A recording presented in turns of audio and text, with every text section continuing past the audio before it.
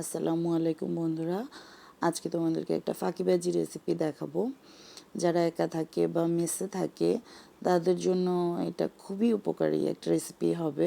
Specially মশলা, packet মশলাকে তোমরা প্রথমে ভালোভাবে মাখিয়ে সাথে একটু তেল দিয়ে রেখে দিবে ঢেকে।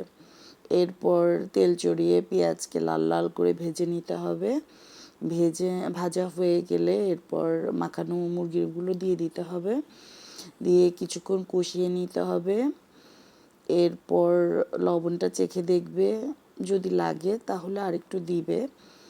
এরপর ঢাকনা সরিয়ে বারবার করে নেড়ে এটা নিচে যাতে বসে না যায় সেদিকে খেয়াল রাখতে হবে।